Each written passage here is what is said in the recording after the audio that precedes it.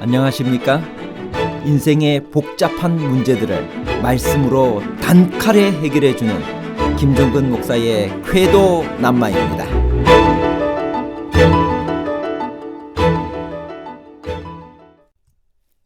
시바는 어떤 인물인가요? 암미엘의 아들 마길은 누구를 보살피고 있었나요? 다윗이 요나단의 아들 무비보셋을 궁으로 데려와 왕자 중 하나같이 우대한 것은 사울을 위한 일이었나요? 아니면 요나단과의 언약을 기억했기 때문인가요? 사울과 요나단에 관한 복잡한 문제를 하나님 말씀의 가르침으로 명쾌하게 해결해 드리겠습니다. 다윗은 무엇을 찾고 싶어 했으며 그 이유는 무엇인가요? 사무엘하 9장 1절에서 3절. 다윗이 이르되 사울의 집에 아직도 남은 사람이 있느냐? 내가 요나단으로 말미암아 그 사람에게 은총을 베풀리라 하니라. 사울의 집에는 종 한 사람이 있으니 그의 이름은 시바라.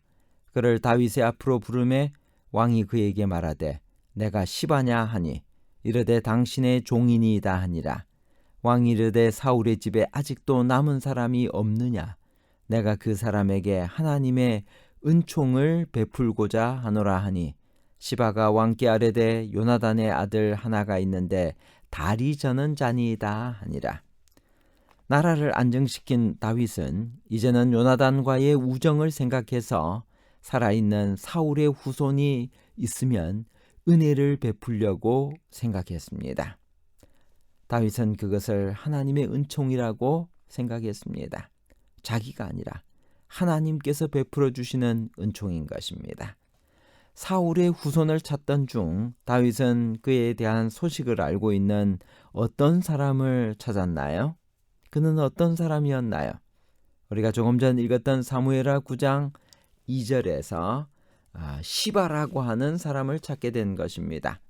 시바는 사울의 노예였습니다. 그러면서도 그가 15명의 아들과 20명의 종을 거느리고 있었다는 것은 그 당시 그가 상당한 재력가였음을 알 수 있습니다. 아마도 사울과의 몰락을 틈타 상당수의 재산을 자기 것으로 빼돌렸을 것입니다. 다윗이 그가 횡령한 재산을 원래의 주인인 무비보셋에게 돌리자 그는 기회를 엿보다가 압살롬의 반란 때 주인인 무비보셋을 모함하고 재산의 일부를 되찾습니다. 기회주의자이며 간교한 사람임을 짐작할 수 있습니다. 사울의 손자이며 요나단의 아들인 무비보셋이 다리를 절게 된 까닭은 무엇일까요? 그가 다윗의 부름을 받아 왕궁에 오게 된 것은 언제인가요? 사무엘하 4장 4절. 사울의 아들 요나단에게 다리 저는 아들 하나가 있었으니 이름은 무비보셋이라. 전에 사울과 요나단이 죽은 소식이 이스라엘에서 올 때에 그의 나이가 5살이었는데 그 유모가 안고 도망할 때 급히 도망하다가 아이가 떨어져 절게 되었더라. 요나단은 길보아산 전투에서 아버지 사울과 함께 죽었습니다. 그때 그의 아들 무비보셋은 겨우 5살이었습니다. 다윗이 그를 불렀을 때 무비보셋에게 어린 아들이 있었다는 것을 보면 이때는 다윗이 예루살렘에서 온 이스라엘의 왕이 된 후로도 여러 해가 지난 다음의 일이 틀림없습니다. 그러나 다윗은 요나단과 함께했던 숭고한 우정을 잊지 않았고 친구에 대한 추억 때문에 몰락해버린 원수의 집에 은총을 베풀고자 했습니다. 무비보셋을 보호하고 있었던 암미엘의 아들 마길은 어떤 사람인가요? 그에게서 배울 점은 무엇인가요? 사무엘하 9장 5절입니다. 다윗 왕이 사람을 보내어 로드발 암미엘의 아들 미갈의 마길의 집에서 그를 데려오니 사무엘하 17장 27절. 다윗이 마하나임에 이르렀을 때 암몬 족속에게 속한 라빠 사람 나하스의 아들 소비와 로데발 사람 암미엘의 아들 마길과 로글림 길앗 사람 바르실레가 사울의 후손을 숨겨준 것은 목숨을 건 행동이었습니다. 그러나 마길은 인정이 많고 의리가 있는 사람이었습니다. 후에 다윗이 압살롬의 난으로 쫓길 때 바르실레와 함께 음식과 쓸 것을 준비해 다윗을 도와준 인물이기도 합니다. 무비보셋은 다윗 앞에서 왜 두려워 떨었을까요? 그는 자기를 얼마나 낮추었나요? 사무엘하 9장 6절에서 8절. 사울의 손자 요나단의 아들 무비보셋이 다윗에게 나아와 그 앞에 엎드려 절하매 다윗이 이르되 무비보셋이여 하니 그가 이르기를 보소서 당신의 종이니이다. 다윗이 그에게 이르되 무서워하지 말라. 내가 반드시 내 아버지 요나단으로 말미암아 내게 은총을 베풀리라. 내가 내 할아버지 사울의 모든 밭을 다 내게 도로 주겠고 또 너는 항상 내 상에서 떡을 먹을지니라 하니 그가 절하여 이르되 이 종이 무엇이기에 왕께서 죽은 개 같은 나를 돌아보시나이까 하니라.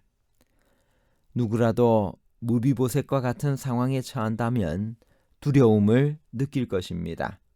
새로운 왕조가 들어서면 전 왕조의 모든 왕족을 몰살시키는 것이 당연시 되었습니다. 다윗도 사울의 후손 중 하나라도 살아있다면 자신의 보좌가 언젠가 위태롭게 될지도 모른다는 것을 잘 알고 있었습니다. 그러나 다윗의 관대한 마음과 요나단과의 약속이 그를 은총과 자비의 길로 가도록 이끌었습니다. 무비보셋의 식솔들을 돌보기 위해서 다윗은 시바에게 무엇을 명했나요? 사무엘하 9장 9절. 왕이 사울의 지종 시바를 불러 그에게 이르되 사울과 그의 온 집에 속한 것은 내가 다 내 주인의 아들에게 주었노니. 다윗은 사울의 재산을 무비보셋에게 돌려주었습니다. 거기에는 시바가 가지고 있던 사울의 재산도 포함되었을 것입니다. 그리고 시바로 하여금 무비보셋의 재산을 관리하고 식솔들의 생계를 책임지도록 했습니다. 시바는 불만이 많았겠지만 사울의 재산을 착복한 죄로 벌을 받지 않은 것만 해도 다행이라고 생각했을 것입니다. 무비보셋은 다윗을 만난 후 무엇이 달라졌나요? 사무엘하 9장 10절. 너와 내 아들들과 내 종들은 그를 위하여 땅을 갈고 거두어 내 주인의 아들에게 양식을 대주어 먹게 하라. 그러나 내 주인의 아들 무비보셋은 항상 내 상에서 떡을 먹으리라 하니라. 시바는 아들이 15명이요 종이 20명이라. 시바가 왕께 아뢰되 내 주 왕께서 모든 일을 종에게 명령하신 대로 종이 준행하겠나이다 하니라. 무비보셋은 왕자 중 하나처럼 왕의 상에서 먹으니라. 무비보셋에게 어린 아들 하나가 있으니 이름은 미가더라. 시바의 집에 사는 자마다 무비보셋의 종이 되니라.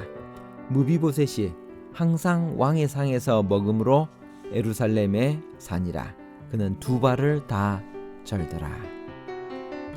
다윗의 말 한마디에 무비보셋의 모든 면이 변했습니다.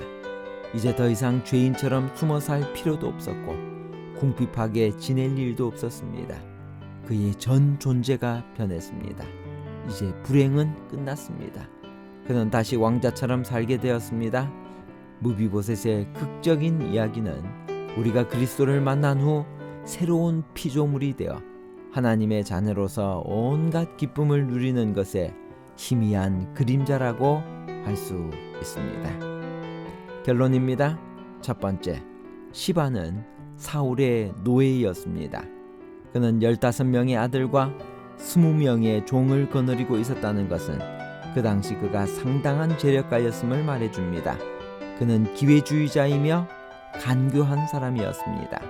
둘째, 요나단의 아들 무비보셋을 보호하고 있었던 암미엘의 아들 마길은 인정이 많고 의리가 있는 사람이었습니다.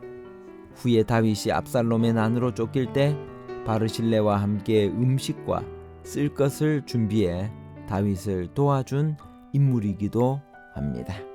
셋째, 다윗이 요나단의 아들 무비보셋을 궁으로 데려와 왕자 중 하나같이 우대한 것은 사울을 위한 일이 아니라 요나단과의 언약을 기억했기 때문입니다. 감사합니다.